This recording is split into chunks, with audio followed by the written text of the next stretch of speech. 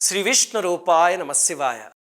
మన ఛానల్ పెట్టిన ఇన్ని సంవత్సరాల్లో చాలామంది అడిగిన ప్రశ్నలు దశావతారాలకి సంబంధించినవి. ఎన్ని ప్రశ్నలు అడిగారు. ఈరోజు వీడియోలో మనం దశావతారాల గురించి పూర్తిగా చెప్పుకుందాం. మీకు తెలియని ఎన్నో విషయాలు ఉంటాయి. ఈ వీడియో దశావతారాలకి ఎన్సైక్లోపీడియా లాంటిది.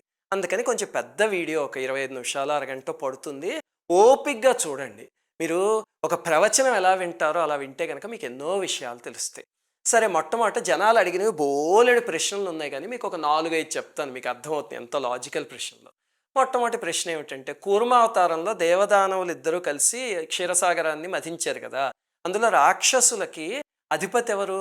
బలిచక్రవర్తి. అంటే కూర్మావతారంలో బలిచక్రవర్తి ఉన్నాడు. బలిచక్రవర్తి ఎవరు మనవడు? ప్రహ్లాదుడి మనవడు, అంతే కదా. ప్రహ్లాదుడు ఎప్పుడు వచ్చాడు? నృసింహావతారంలో వచ్చాడు. అంటే కూర్మావతారంలో మనవడు, నృసింహావతారంలో తాతగారట. ఎలా సాధ్యమండి అది? అంతే కదా, లాజికల్గా ఆలోచించండి. ఇంకొక ప్రశ్న అడుగుతూ ఉంటారు అందరూ. అంటే హిరణ్యాక్షుడు భూమిని సముద్రంలో పడేస్తే వరాహస్వామి రక్షించేట. ఇది ఎంత ఇల్లాజికల్ అండి. సముద్రం ఉన్నదే భూమి పైన కదా, భూమిని తీసుకెళ్లి సముద్రంలో ఎలా పడేస్తాడు? ఏమిటండి పురాణ కథలన్నీ, పుక్కిటి పురాణాలు అని. ఇంకో ప్రశ్న అడుగుతుంటారు. ఇవన్నీ లాజికల్ క్వశ్చన్స్, చాలా జాగ్రత్తగా వినండి, మీకు నచ్చుతాయి. ఇంకా అడిగే ప్రశ్న ఏమిటంటే, క్షీరసాగరం మథనంలో ఐరావతం వచ్చింది, అది అందరికీ తెలుసు కదా. దానికి ముందు కథ జరిగింది. దూర్వాస మహర్షి ఒక దండ తీసుకొచ్చిస్తే ఇంద్రుడు అది ఐరావతం మీద వేసాడు, దాంతో ఐరావతం తొక్కేసింది. అదేమిటండి, ముందు ఐరావతం ఉంటే క్షీరసాగరంలోంచి రావడం ఏంటండి? ముందు వచ్చిందా తర్వాత వచ్చిందా? ఏ ఆర్డర్ కరెక్ట్? అలాగే వెంకటేశ్వర స్వరూపం విష్ణుమూర్తి యొక్క బెస్ట్ అవతారం, మరి ఎక్కడ దశావతారాల్లో కనిపించదే. మోహిని విష్ణుమూర్తి అవతారం ఎక్కడ దశావతారాల్లో ఉండదు. ఏమిటండి ఇదంతా? బుద్ధుడు అసలు విష్ణుమూర్తి అవతారమేనా? ఇంకా బలరాముడు విష్ణుమూర్తి అవతారం అని కొంతమంది అంటారు, ఆదిశేషుడు అంశ అని కొంతమంది అంటారు. ఇలాగా ఎన్ని ప్రశ్నలు. ఇంకా ఆఖరిగా అందరూ అడిగే ప్రశ్న అయితే కనుక, and Darwin's theory, human evolution ఉంది కదా, దానికి దశావతారాలకి నిజంగా సంబంధం ఉందా అని. ఇలాంటివి ఎన్ని ప్రశ్నలు అడుగుతున్నారు చూడండి. ఈ కొన్ని ప్రశ్నలు చెప్తేనే ఒక 2 నిమిషాలు పట్టింది, అంతే కదా. ఈ వీడియో చూడండి మొత్తం, మీకు ఫుల్ నాలెడ్జ్ వచ్చేస్తుంది, ఇంక ఇలాంటి ప్రశ్నలు రావు. సరే, మొట్టమొదటి ముఖ్యమైన విషయం ఏమిటంటే, విష్ణుమూర్తివి దశావతారాలు కాదు, 24 అవతారాలు ఉన్నాయి. మరి దశావతారాలు అనే కాన్సెప్ట్ ఎక్కడి నుంచి వచ్చిందంటే, మీకు ఆఖరిలో అర్థమయ్యేలా చెప్తాం. మొట్టమొదట 24 అవతారాలు ఏమిటో చూద్దాం. అవి భాగవతంలో వర్ణించారు.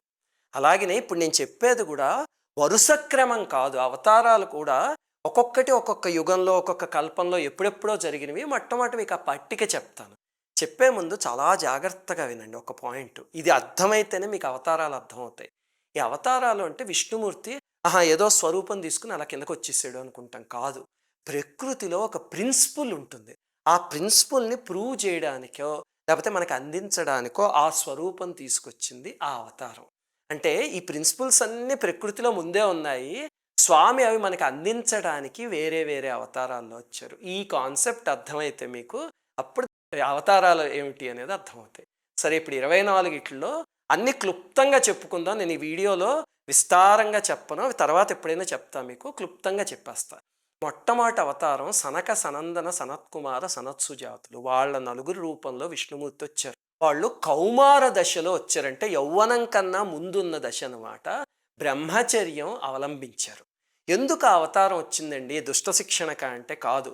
ఆత్మతత్వం అనేది మరుగుపడిపోయింది, దాన్ని ఉద్ధరించే కర్తవ్యం కోసం స్వామి వచ్చిన అవతారాలు అవి. అందులో అందరి పేర్లు చూడండి, సనా సనా సనా అని ఉన్నాయి కదా. ఆ సనా అంటే ప్రేమ అని అర్థం. ఆ ప్రేమతత్వాన్ని అందించడానికి భగవంతుడు ఆ స్వరూపంలో దిగొచ్చాడు. అది మొట్టమొదటి అవతారం. తర్వాత రెండో అవతారమే యజ్ఞవరాహ అవతారం. సామాన్యంగా అందరూ మత్స్యావతారం మొట్టమొదటిది అనుకుంటారు, కాదు. మొట్టమొదటి వచ్చింది మనకి తెలుసున్న అవతారాల్లో వరాహ అవతారం వచ్చింది. ఆయన ఏం చేశారంటే, నీళ్లల్లో పడిపోయిన పృథ్వీని, భూమిని ఉద్ధరించి బయటికి తీసుకొచ్చారు. ఇక్కడే మనకు సందేహం వస్తుంది. ఏమిటండి, సముద్రం ఉండేదే భూమిపైన, భూమిని తీసుకెళ్లి సముద్రంలో ఎలా పడేశాడు? ఇది కాంట్రడిక్టరీగా లేదా అని. చాలా జాగ్రత్తగా వినండి తత్వం. వేదం ఏం చెప్తుందంటే, తైత్తిరీయోపనిషత్తులో మొత్తం సృష్టి గురించి చెప్పారు. చాలా అద్భుతంగా ఉంటుంది తైత్తిరీయోపనిషత్తు, అర్థం చేసుకుని చదివితే. అందులో అంటారు, ఆకాశాద్వాయు వాయోరగ్ని అగ్నేరాపహ అభ్యః పృథివీ పృథివ్యా ఓషధయ ఓషధీభ్యో అన్నం అన్నాత్ పురుష అని స్టేజెస్లో సృష్టి ఎలా జరిగింది అని చెప్తూ మొట్టమొదట ఆకాశం, స్పేస్ ఉందిట, దాంట్లోంచి వాయువు అనే ఎలిమెంట్ అప్పుడు పుట్టింది. ఆ తర్వాత వాయువు అనే ఎలిమెంట్లోంచి అగ్ని పుట్టింది. అగ్నిలోంచి నీరు పుట్టింది. నీరులోంచి పృథివి పుట్టింది. సృష్టి ఈ క్రమంలో జరిగింది అని వేదం చెప్పింది. అయితే పృథ్వీ అనే సాలిడ్ ఫామ్కి వచ్చేందుకు ముందున్న ఫామ్ ఏమిటి? జలం, అంతే కదా. ఇప్పుడు హిరణ్యాక్షుడు చేసిన పని ఏమిటి అంటే, పృథ్వీ అస్తిత్వంలోకి వస్తే, ఆ ముందున్న స్టేట్లోంచి నెక్స్ట్ స్టేట్లోకి వస్తే, దీన్ని మళ్ళీ బలవంతంగా వెనక్కి పంపించేశాడు. అంటే సృష్టిని రివర్స్ చేయడానికి ప్రయత్నించాడు. అప్పుడు స్వామి వాడిని సంహరించి మళ్ళీ ఆ జలం అనే ఫామ్లో ఉన్న దాంట్లోంచి మళ్ళీ భూమి అన్నదాన్ని మెటీరియలైజ్ చేశాడు. ఇది జరిగింది. అందుకే ఇవన్నీ జరిగినవి ఇక్కడ గ్లోబ్ మీద కాదు, బియాండ్ దిస్, ఎక్కడో జరిగినవి తప్ప ఇక్కడ భూమి మీద జరిగిన విషయాలు కాదు ఇవి. సరే, ఇప్పుడు మూడో అవతారం ఏమిటి అంటే నారద మహర్షి అవతారం. నారద మహర్షి కూడా విష్ణుమూర్తి యొక్క ఒక అవతారం. ఏమిటండి ఆ అవతారం యొక్క పర్పస్ అంటే, నారాయణుడి తంత్రం ఉంది కదా, విష్ణు తంత్రం. తంత్రం అంటే మళ్ళీ ఏదో హాంఫట్ హీంఫట్ అనుకోకండి. తంత్రం అంటే టెక్నాలజీ అని అర్థం. సామాన్యంగా ఎవరైనా తంత్రం ఏదో వారాహి తంత్రం అని కానీ అయ్యి బాబోయ్ ఏదో అయిపోయింది అనుకుంటా. తంత్రం అంటే టెక్నాలజీ అని అర్థం. అలాగే విష్ణు తంత్రం ఏదైతే ఉందో, విష్ణుమూర్తి యొక్క టెక్నాలజీ, దాన్ని తీసుకొచ్చి భూమి మీద జీవులకు ఇవ్వడమే నారద మహర్షి యొక్క అవతార లక్ష్యమైంది. అంటే అబ్స్ట్రాక్ట్ విష్ణువు శక్తి ఉంది కదా, దాన్ని మన అందరికీ చేరవేయడం. అందుకే చూడండి, సత్యనారాయణ స్వామి వ్రతం అనేది ఎవరి ద్వారా వచ్చింది అంటే నారద మహర్షి ద్వారా వచ్చింది. అలాగనే వ్యాస మహర్షి నుంచి భాగవతం ఎవరి ద్వారా వచ్చింది అంటే నారద మహర్షి వెళ్ళి వ్యాస మహర్షి చేత రాయించారు కదా. ఇది నారద అవతారం యొక్క పర్పస్. ఇక్కడ ఒక ముఖ్యమైన విషయం గుర్తుపెట్టుకోండి. అంతోటి విష్ణువు అవతారమైన నారదుణ్ణి మన తెలుగు సినిమాల్లో వెకిలి వెకిలి వేషాలకి, వెకిలి జోకులకి ఉపయోగిస్తుంటే, కొన్ని చోట్ల ఒమినేజర్ అన్నట్టు చాలా అసహ్యంగా చూపిస్తూ ఉంటే, మనందరం పళ్ళెక్కిలించుకుని చప్పట్లు కొట్టి ఆ సినిమాలన్నింటినీ 100 రోజులు ఆడిస్తున్నాం. ప్రశ్నించలేమో మనం. అది కదా హిందుత్వం అంటే. నారాయణుడి అవతారమైన నారదుణ్ణి అంత లేకిగా చూపిస్తారా? ఎంత పొరపాటది. ఈసారైనా ఎవరైనా అలా చేస్తే ప్రశ్నించడం ప్రారంభించండి. ఈ పురాణిక్ క్యారెక్టర్స్ అన్నీ కూడా హాస్యం సృష్టించుకోవడానికి కదా. హాస్యం సృష్టించుకోవాలని ఉంటే ఆ డైరెక్టర్ని ఒక వేషం వేసుకుని అక్కడ కామెడీ చేయమనండి. అంతేగాని పురాణ పాత్రలతో చేయకూడదు. మనం అది ఊరుకోకూడదు కూడా. సర్లేండి, ఇంకా 4వ అవతారమే నరనారాయణుల అవతారం. లోక కళ్యాణం కోసం తపస్సు అనేది ఎలా చేయాలో ఆ కాన్సెప్ట్, ఆ ప్రిన్సిపుల్ని లోకానికి ఇవ్వడానికి వచ్చిన అవతారమే నరనారాయణులు అనమాట. అంటే తపస్సు అనే ప్రిన్సిపుల్ నేను ఇందాక చెప్పినట్టు సృష్టిలో ఉంది, అది మనకు అందజేసిన అవతారమే నరనారాయణులు.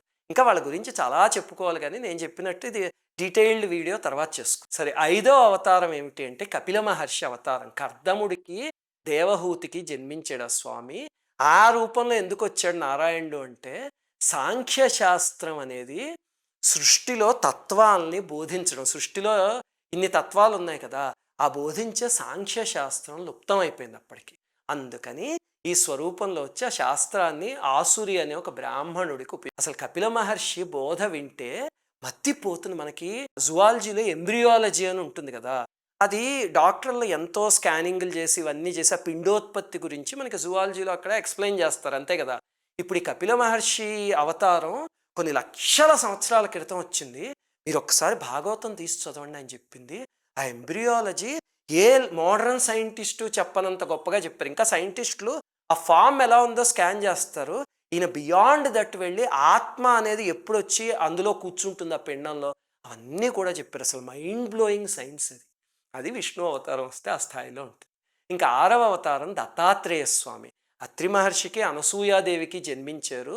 బ్రహ్మ విష్ణు మహేశ్వర్ల త్రిమూర్త్యాత్మకుడైన రూపంలో వచ్చాడు స్వామి. నాబోటి వాళ్ళకి ఆరాధ్య దైవం. అలాగే దత్తోపాసన చేసుకునే వాళ్ళకి అసలు స్వామి పటం చూస్తేనే మనస్సు పొంగిపోతుంది. అలాగనే అవధూత స్వరూపం అంటే ఏమిటి అనేది ప్రపంచానికి అందించింది దత్తాత్రేయ రూపం. స్వామి వచ్చిన ముఖ్యమైన ప్రణాళిక ఏమిటి అంటే, మనలోనూ భగవంతుడు ఆత్మస్వరూపంలో ఉంటాడు కదా, అది తెలుసుకోవడమే ఆత్మవిద్య అంటారు. ఆ ఆత్మవిద్యని ఉపదేశం కింద ఇచ్చింది. అంటే ప్రకృతిలో ఆత్మవిద్య అనే సైన్స్ ఉంది, ఆ ప్రిన్సిపల్ని ఉపదేశంగా మొదలుపెట్టింది దత్తాత్రేయ స్వామి. అందుకని వచ్చింది అవతారం. చూడండి, మనం సామాన్యంగా అవతారాలంటే రాక్షస సంహారం చేస్తారు అనుకుంటా. వీళ్ళందరూ కూడా ప్రకృతిలో ఉన్న ప్రిన్సిపల్స్ని మనకు అందివ్వడానికి వచ్చిన రూపాలు. ఇంకా 7వ అవతారం యజ్ఞుడు అని పిలుస్తారు. ఇందులో కొన్ని అవతారాల పేర్లు కూడా తెలియవు మనకి. ఆయన రుచి ప్రజాపతికి అకూతికి జన్మించాడు అనమాట. ఆయన ఏం చేశారంటే స్వయంభో మన్వంతరం ఉంది కదా, అసలు ఆ మన్వంతరాన్ని ఉద్ధరించింది, రక్షించింది ఆయన.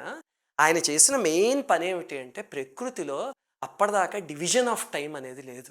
ఆయన దగ్గర నుంచి ఆ డివిజన్ ఆఫ్ టైం అంటే మన్వంతరాలు, మనువులు, కల్పాలు అలా మొదలై ఇప్పుడు మన సంవత్సరాలు, నెలలు, ఋతువులు వీటి వరకు వచ్చింది కదా. ఆ డివిజన్ ఆఫ్ టైం మొదలైంది యజ్ఞుడు అనే ఆయన దగ్గర. ఆ రూపం అందుకోసం వచ్చింది. అంటే దీనికి ముందు అవతారాలన్నీ కూడా కాలం అనేది పుట్టక ముందే ఉన్నాయి. ఇక్కడి నుంచి కాలం అనేది ఫామ్ అయింది. ఆ తర్వాత 8వ అవతారం వృషభయోగి. ఆయన్నే ఉరుక్రముడు అని కూడా పిలుస్తారు భాగవతంలోను. ఆయన ఎందుకు వచ్చారు అంటే పరమహంసలు అనేవాళ్ళు ఎలా ఉంటారు అనేది ఆయన ఆచరించి చూపించారు. మీరు రమణ మహర్షి జీవితం కానీ ఇలాంటి మహనీయుల జీవితాలు ఏవైనా చూడండి, అవన్నీ వృషభయోగి దగ్గర నుంచి భూమి మీదకి వచ్చిన వచ్చం అలాగే ఉంటుంది రమణ మహర్షి జీవితం చూస్తే. ఇంకా 9వ స్వరూపం హయగ్రీవ అవతారం.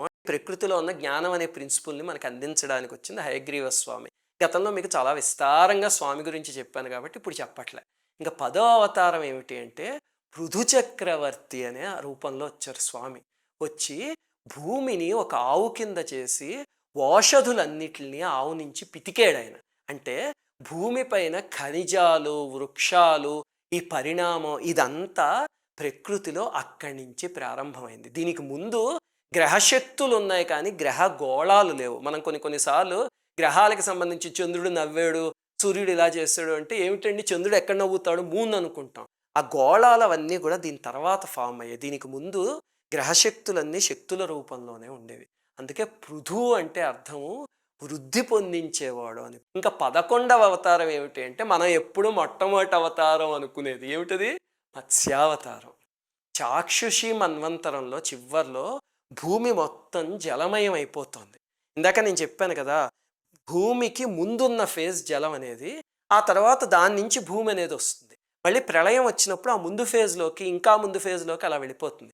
చాక్షుషి మన్వంతరంలో భూమి ఆ ముందు ఫేజ్లోకి వెళ్ళిపోతూ ఉంటే ఈ భూమి మీద సీడ్ అంతా తీసుకుని తర్వాత వైవస్వత మన్వంతరానికి అందించడానికి వచ్చిన అవతారమే మత్స్యావతారం. అక్కడే ఆయన స్వామి ఏం చేస్తాడంటే ఆ సీడ్ మొత్తాన్ని తీసుకున్నాడు. మనకి మత్స్యావతారం కథలో చాలా విచిత్రంగా ఓ పడవలోకి అన్ని ఎక్కించారు అని ఉంటుంది కదా, అది ఆ సీడ్ని ప్రిజర్వ్ చేయడం.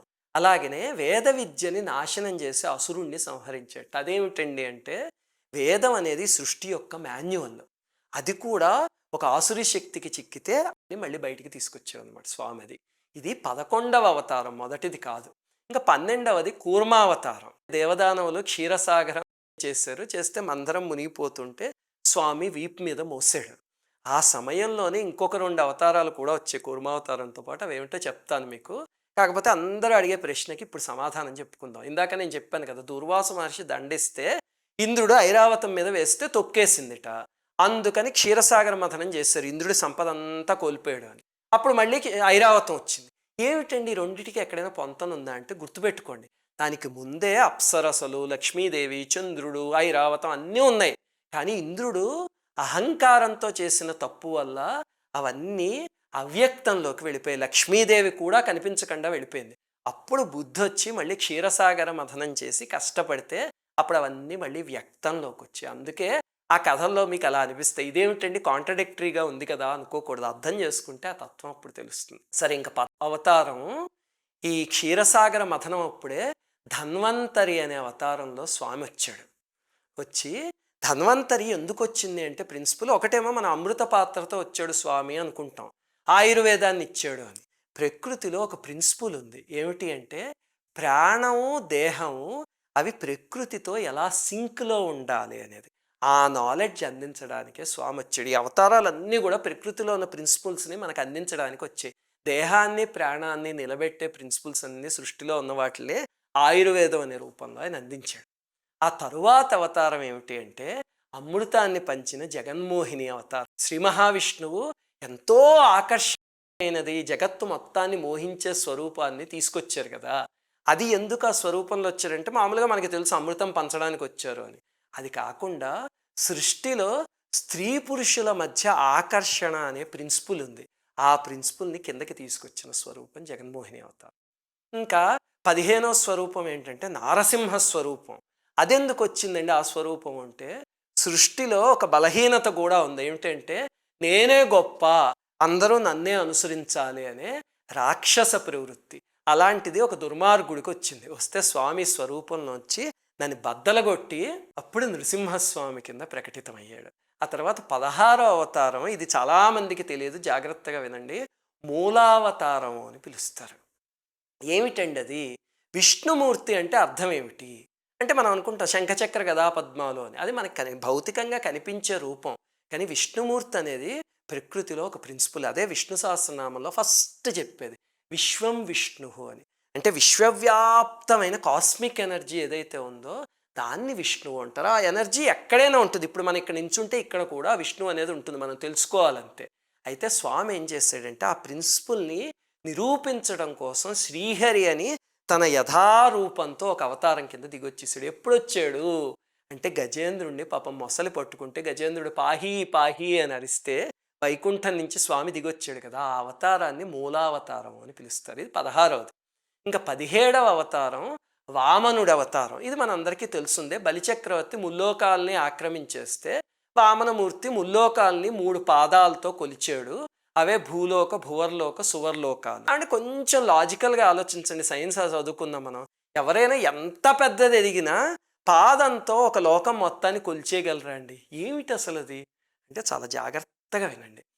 ప్రకృతిలో ఏదైనా సరే, మనమైనా జంతువులైనా ఏవైనా మూడిట్ల సంయోగంతోనే ఉంటుంది. ఏమిటంటే మ్యాటర్, ఎనర్జీ, కాన్షియస్నెస్. మన్ని కూడా తీసుకోండి. మొట్టమొదటి ఇదంతా మ్యాటర్, ఇందులో ఉన్న ఎనర్జీ, దాంట్లో ఉన్న నేను అనే కాన్షియస్నెస్, ప్రజ్ఞ. ఈ 3 కలిస్తేనే ప్రకృతిలో ఏదైనా సృష్టింపబడుతుంది. దాన్నే తెలుగులో ద్రవ్యము, శక్తి, ప్రజ్ఞ అని పిలుస్తారు ఈ మూడిట్లని. ఈ 3 నా నిర్వాకం ఏంటి, ఇదంతా నేనే చేశాను అనుకునే జీవభావం ఉంటుంది. మనకు కూడా చాలాసార్లు వచ్చేస్తూ ఉంటుంది. ఏదో ఒక దాంట్లో మంచి మార్కులు వచ్చో, ఒక అవార్డు వచ్చో, 10 మంది పొగిడారు అనుకోండి, ఆహా నా బలిచక్రవర్తి పైకి లేస్తాడు, ఇదంతా నా నిర్వాకం అని. అప్పుడు భగవంతుడు వచ్చి ఆ జీవభావాన్ని దైవభావంతో ఆక్రమించేస్తాడు మొత్తం అంతా. అదే జ్ఞానం రావడం అంటే. అలా చేసింది వామనావతారం. మన భూమిపైన జరిగిన మొట్టమొదటి మానవ అవతారం వామనావతారం. సరే, ఇంక 18వది పరశురామ అవతారం. ఆయన ఏం చేశారంటే 21 మార్లు దుర్మార్గులు ఎవరైతే ఉన్నారో వాళ్ళందరినీ సంహరించి మళ్ళీ ధర్మ సంస్థాపన చేశాడు. అంటే ప్రకృతిలో ఒక ప్రిన్సిపుల్ ఉంది, నిరంకుశత్వం ఎప్పుడైనా ప్రబలితే కనుక యుద్ధంతో దాన్ని అణచొచ్చు అని. ఆ ప్రిన్సిపుల్ని మొట్టమొదట భూమి మీదకి తీసుకొచ్చి అందించింది పరశురామ అవతారం. ఆ తర్వాత ఆ సీడ్నే శ్రీరాముడు, శ్రీకృష్ణుడు వాళ్ళందరూ కూడా నిరూపించారు. ఆ సీడ్ ప్రారంభించింది ఆ ప్రిన్సిపుల్ని పరశురామ అవతారం. ఇంకా 19వది ఏ అవతారం అంటే, ఏ రూపాన్ని తలుచుకుంటే భారతీయులందరికీ ఒళ్ళు పులకించిపోతుంది, జై శ్రీరామ్ అని అరుస్తారు. ఆ రామచంద్ర ప్రభు స్వరూపమే 19వ అవతారం. క్షత్రియుడిగా పుట్టాడు స్వామి. పుట్టి ఒకటేమిటంటే స్వామి చేసింది రావణవధ. ఇది మనకి ప్రఖ్యాతంగా తెలుసు కదా. దానికన్నా ఇంపార్టెంట్ ఏమిటంటే ప్రకృతిలో రాజధర్మం అనే ఒక ప్రిన్సిపుల్ ఉంది. అది ఎవరికీ తెలియదు. ఆ పరశురామ అవతారం వరకు కూడా దుర్మార్గులైన రాజులు, అందుకే కదా స్వామి వాళ్ళందరినీ తీసేసాడు. ఆ తర్వాత రాజధర్మం అనే ప్రిన్సిపల్ ఎస్టాబ్లిష్ చేయడానికి భూమి మీదకి దిగొచ్చిన స్వరూపమే రామావతారం. అందుకే మీరు చూస్తే రావణవధ ఈ కథ మొత్తం జరిగింది 1 సంవత్సరం, దానికి ముందు ఆ వనవాసం అవన్నీను. కానీ రాముడు రాజ్యపాలన చేసింది దాదాపుగా 11,000 సంవత్సరాలు. ఎందుకు అంతకాలం చేశాడంటే స్వామి రాజధర్మం అంటే ఏమిటి అనేది నిరూపించడానికి వచ్చిన అవతారం. ఇంక 20వ అవతారం ఏమిటి అంటే వెంటనే కృష్ణావతారం అంటారు. కాదు, ఈ రెండింటికి మధ్యలో ఒకటి ఉంది, వ్యాస మహర్షి అవతారం. అప్పటికి వేదాలన్నీ కూడా ఎవ్వరికి మేనేజబుల్ కాని స్థితిలో ఉన్నాయి. అందుకని ఆ స్వామి ఆ స్వరూపంలో వచ్చి వేద విభజన చేసి పురాణ రచన కూడా చేశారు. ఎందుకంటే వేదాలు అల్పబుద్ధులకు అర్థం కావు. వేదాన్ని నేర్చుకోవడం వేరు, వేదార్థం తెలియడం వేరు. చాలా కష్టం వేదార్థం తెలియడం అనేది. అందుకని సామాన్యులకు అర్థం అవ్వాలి అని వేద విజ్ఞానం అంతటిని పురాణాల రూపంలో ఇవ్వడానికి వచ్చిన అవతారమే వ్యాస మహర్షి. ఇక 21, 22 అవతారాలు ఏమిటంటే బలరామ అవతారం, కృష్ణావతారం, ఆ 2 ఒకేసారి దిగొచ్చి. కాకపోతే శ్రీకృష్ణుడు విష్ణుమూర్తి యొక్క పరిపూర్ణమైన అవతారం. మొత్తం స్వామి కిందకి దిగొచ్చేస్తే ఏముంటుందో అదే కృష్ణావతారం. కానీ బలరాముడు ఏమిటంటే ఒక అంశావతారం విష్ణుమూర్తికి. ఆయనలో 2 అంశాలు ఉన్నాయి, ఒకటి విష్ణుమూర్తిది, ఇంకొకటేమో ఆదిశేషుడిది. ఆ రెండిట్లతో కలిపి వచ్చారు. వీళ్ళిద్దరూ రావడానికి ముఖ్యమైన కారణం ఏమిటంటే భూమికి పాపభారం తగ్గించే అవతారాలు ఇవి 2. అందుకే చూడండి, వీళ్ళు 17 సార్లు జరాసంధుడు దండయాత్ర చేస్తే దాదాపు 391 అక్షౌహిణుల దుర్మార్గులందరినీ బలరామకృష్ణులు ఇద్దరూ కలిసి తుడిచిపెట్టి పాడేశారు. కురుక్షేత్ర యుద్ధం జస్ట్ 18 అక్షోహిణులతో జరిగింది. చాలా చిన్న యుద్ధం అది. దానికి ముందు వాళ్ళు చాలా పెద్ద యుద్ధాలు చేశారు. భాగవతం చదివితే తెలుస్తుంది. దుష్ట సంహారం ఆ రకంగా చేశారు. కాకపోతే నేను చెప్పాను కదా, బలరాముడిలో 2 అంశాలు ఉన్నాయని. ఆ విష్ణువాంశతో వచ్చి ఆయన చేసింది ఏమిటంటే ఇంతమంది దుష్టుల్ని సంహరించారు. ఆ ఆదిశేషుడి అంశతో చిన్న చిన్న పొరపాట్లు కూడా ఉన్నాయి. ఒకటేమిటంటే ఆ దిక్కుమాలిన దుర్యోధనుడి మీద వాత్సల్యం. బలరాముడికి దుర్యోధనుడు అంటే అమితమైన ప్రేమ. రెండోది ఏమిటంటే సూత మహర్షి తెలుసు కదా, మన పురాణాలు ఏది చదువుకున్నా సూతుడి పేరుతోనే మొదలవుతుంది. ఆ సూత మహర్షిని బలరాముడు చాలా అన్యాయంగా చంపేశారు. ఇవన్నీ ఏమిటి అంటే ఆ రెండో అంశం అనమాట, ఆ క్రోధం అనే అంశ. ఒకటేమో ధర్మ సంస్థాపన అనే విష్ణు అంశ. రెండిట్లతో వచ్చారు. 23వ అవతారం ఏమిటి అంటే బుద్ధావతారం. ఇక్కడే అందరికీ ఒక సందేహం వస్తుంది, ఏమంటే చరిత్రలో ఉన్న గౌతమ బుద్ధుడు ఈయనేనా అని. కాదు. పురాణంలో ఉన్న బుద్ధుడు వేరు, పౌరాణిక బుద్ధుడు వేరు, గౌతమ బుద్ధుడు వేరు. మనకి రామాయణంలో కూడా పౌరాణిక బుద్ధుడి గురించి ప్రస్తావన ఉందంటే శ్రీరాముడి కన్నా ముందొచ్చిన ఆయన. ఈ చరిత్రలో ఉన్న బుద్ధుడు మనకి తెలుసున్న చరిత్రలో ఈ మధ్య వచ్చిన ఆయన. ఆ ముందొచ్చిన బుద్ధుడినే తథాగత బుద్ధుడు అని పిలుస్తారు. ఆయన ఎందుకు వచ్చాడు అంటే మీకు గతంలో చాలా విస్తారంగా చెప్పాను, ఇక్కడ క్లుప్తంగా చెప్తా. దివోదాసు అనే రాజు, ఆయన చాలా ధర్మాత్ముడే. కానీ వారణాసి క్షేత్రం మొత్తంలోకి దేవతా శక్తులు అవి రాకుండా ప్రజలకి అందకుండా చేసేసాడు. అదొక రకమైన తప్పు చేశాడు ఆయన తెలియనితనంలో. అప్పుడు బుద్ధుడు అవతారంలో వచ్చి అవైదిక అని బోధించేసరికి అప్పుడు అందరూ నాస్తికుల కింద తయారయ్యి వేదాన్ని దైవాన్ని వదిలేసి దూషించడం మొదలుపెట్టారు. ఎప్పుడైతే ఆ పని చేస్తారో ధర్మం దెబ్బతింది. వెంటనే దివోదాసు పాలన పడిపోయింది. మళ్ళీ దైవిక శక్తులన్నీ వచ్చేసాయి. అంటే కొన్నిసార్లు స్వామి అవసరమైతే నెగిటివ్ పని కూడా చేసి ధర్మ సంస్థాపన చేస్తాడనమాట. డాక్టర్ చూడండి, పుండు వచ్చింది అనుకోండి, డాక్టర్ సామాన్యంగా మన ఆరోగ్యాన్ని పెంపొందించడానికి ట్రై చేస్తాడు. పుండు వస్తే నిర్దాక్షిణ్యంగా తీసేస్తాడు అంతే, సర్జరీ చేసి. అలాగ బుద్ధావతారం అది చేసింది. ఈ బుద్ధుడు వేరు, చరిత్రలో బుద్ధుడు వేరు. ఇంక 24వది కల్క్యావతారం రాబోతోంది. అది ఎందుకు వస్తుంది అంటే యుగసంధిలో పరిపాలకులు చాలా దారుణంగా ఉంటే అప్పుడు స్వామి శంబల అనే గ్రామంలో జన్మిస్తాడు. నేను గతంలో 2 వీడియోల్లో విస్తారంగా చెప్పాను, అవి చూడండి చూడకపోతే కనుక. అర్థమైంది కదా. ఇవి 24 అవతారాలు స్వామివి. ఇవి కాకుండా ఇంకా కొన్ని ఉన్నాయి, హంసావతారం, మను అవతారం అని. కానీ ప్రఖ్యాతమైనవి 24 కాబట్టి ఇవి మీకు చెప్పాను. ఇప్పుడు మీకు అర్థమైపోయే ఉంటుంది ఏమిటంటే దశావతారాల్లో మోహిని ఎందుకు లేదు అంటే 24 అవతారాల్లో మోహిని స్వరూపం ఉంది, కానీ దశావతారాలు అని మనం క్రియేట్ చేసుకున్న ఫ్రేమ్లో లేదు. మీకు ఈ నాలెడ్జ్ అంతా అర్థమైంది కదా. కొంచెం ఓపిక్గా వింటానంటే మీ ప్రశ్నలన్నిటికీ ఇప్పుడు సమాధానాలు చెప్తా. మొట్టమొదటిది, మరి దశావతారాలు అనే కాన్సెప్ట్ ఎక్కడి నుంచి వచ్చిందండి అంటే దానికి 4 కారణాలు ఉన్నాయి. మొట్టమొదటిది, ఒక ప్రఖ్యాతమైన శ్లోకం ఉంది. మత్స్యకూర్మ వరాహశ్చ నారసింహశ్చ వామనః రామో రామశ్చ కృష్ణశ్చ బుద్ధ కల్కిరేవచ అని. ఈ శ్లోకంలో వేరియంట్స్ కూడా ఉన్నాయనుకోండి. ఆ శ్లోకంలో 10 ఉన్నాయి కాబట్టి 10 అనేది ఒకటి ఎస్టాబ్లిష్ అయింది. రెండవది ఏంటంటే లలితా సహస్రంలో కరాంగుళి నఖోత్పన్న నారాయణ దశాకృతి అని ఉందంటే అమ్మవారు దుష్టశిక్షణ చేస్తున్నప్పుడు ఆ తల్లి గోళ్లల్లోంచి నారాయణుడి 10 అవతారాలు వచ్చి అక్కడున్న దుర్మార్గుల్ని సంహరించి దశావతారాలు అనే కాన్సెప్ట్ అక్కడ కూడా ఒకటి ఎస్టాబ్లిష్ అయింది బాగా. ఇంకా మూడవది ఏంటంటే స్కాంద పురాణంలో కథ ఉంది. అంబరీషుడు దూర్వాసుడు జరిగింది కదా ఏకాదశి కథ. అయితే అప్పుడు దూర్వాసుడు అంబరీషుడిని శపించాడు, నువ్వు నానా యోనుల్లో జన్మించు, చేపలాగా, తాబేల్లాగా, వరాహంలాగా అని. అప్పుడు విష్ణుమూర్తి నా భక్తుడి కొద్ది శాపం నేను తీసుకుంటాను అని చెప్పి తీసుకుని 10 అవతారాల కింద వచ్చాడు అని స్కాంద పురాణంలో ఉంది. అక్కడి నుంచి ఒకటి 10 అనేది వచ్చింది.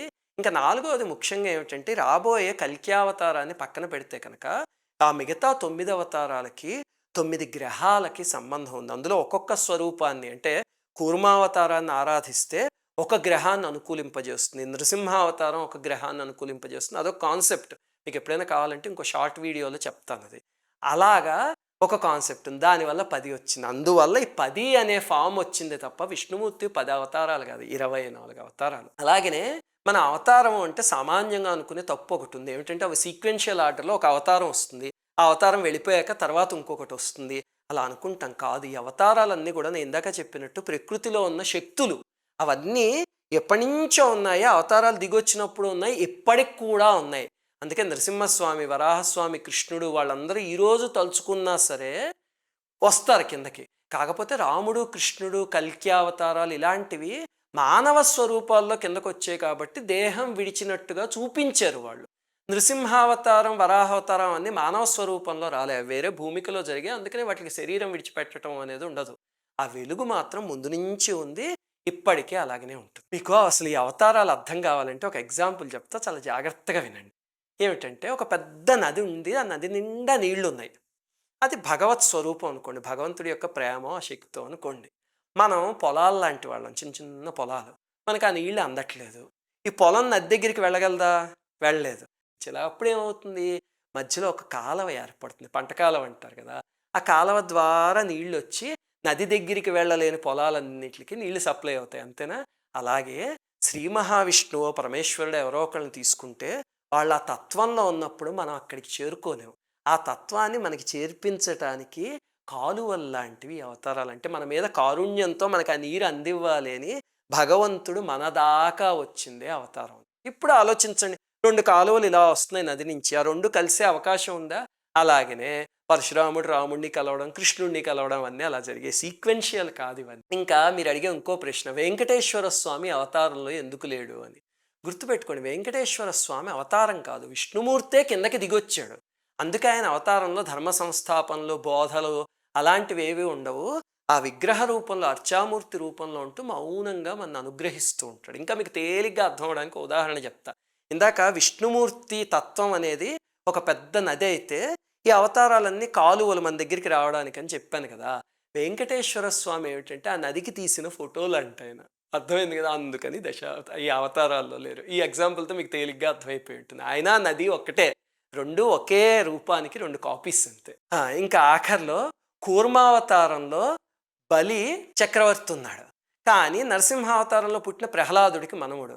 ఇవన్నీ ఏమిటండి అంటే, మీకు ఇందాక చెప్పినట్టు ఇవన్నీ ఒక మన్వంతరంలో, ఒక కల్పంలో జరగలే, ఎప్పుడెప్పుడెప్పుడెప్పుడో జరిగాయి. ఆ సీక్వెన్స్ కూడా ఎక్కడా ఇవ్వలేదు, ఈ అవతారాలు మాత్రం ఇచ్చారంటే. కానీ అది సీక్వెన్స్ కాదు. ప్రహ్లాదుడు ఉదాహరణకి స్వయంభవ మన్వంతరంలో ఉంటే, కూర్మావతారం చాక్షుషి మన్వంతరంలో జరిగింది. ఇప్పుడు ఆఖరి ప్రశ్న, డార్విన్ థియరీ, జీవపరిణామ క్రమం ఉంది కదా, దాని ప్రకారం మొట్టమొదట జలచరం అంటే చేప, తర్వాత ఉభయచరం అంటే తాబేలు, తర్వాత ఒక జంతువు, ఆ తర్వాత మనిషి జంతువులో ఉన్నది నరసింహ, ఆ తర్వాత డ్వార్ఫ్ అంటే చిన్న స్వరూపంలో ఉన్నది వామనుడు, ఆ తర్వాత పరశురాముడు ఆటవికంగా అందరినీ నరికేసే ఆయన, తర్వాత రాముడు అనేది పరిపూర్ణమైన మానవుడు, కృష్ణుడు అనేది ఇంకా మెచ్యూర్డ్ మానవుడు. ఇలాగా ఒక థీరీ చెప్తూ వచ్చింది. ఇది ఎక్కడొచ్చిందండి అంటే, మనకు ఒక ప్రఖ్యాతమైన యూనివర్సిటీ ఉంది ఇండియాలోనే, టాప్ యూనివర్సిటీ. ఆ యూనివర్సిటీకి ఉన్నంత మంది విద్యార్థులు ప్రపంచంలో ఏ యూనివర్సిటీకి లేరు. ఏమిటండి అది? WhatsApp university. ఆ వాట్సప్ యూనివర్సిటీలో ఏదొచ్చినా సరే అది మనకి వేద ప్రమాణమే, కర్మ.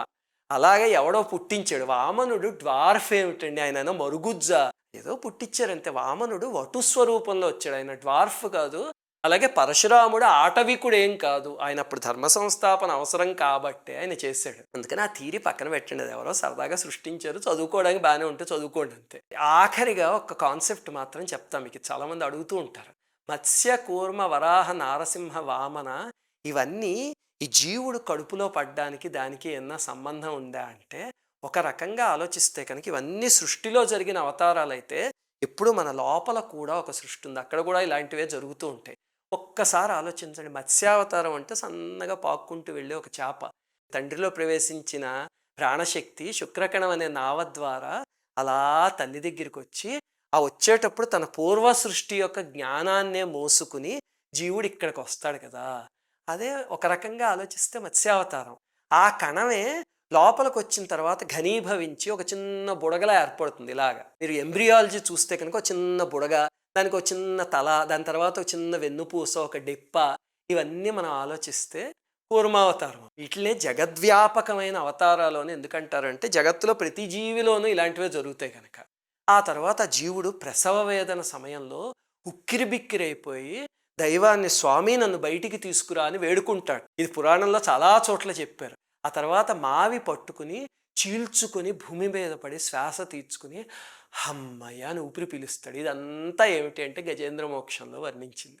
గజేంద్ర మోక్షం మొత్తం చూడండి, ఆ మొసలి పట్టుకుంటే ఆ ఏనుగు బయటికి లోపలికి, లోపలికి బయటికి, ఇవన్నీ కూడా మనం బయటకు వచ్చేటప్పుడు జరిగే ప్రక్రియ. అదే గజేంద్ర మోక్షం. అప్పుడు ఉచ్ఛ్వాస నిశ్వాసలనే రెక్కలున్న గరుత్మంతుడి మీద నారాయణుడు వచ్చి అనుగ్రహించాడు అని ఉంది కదా.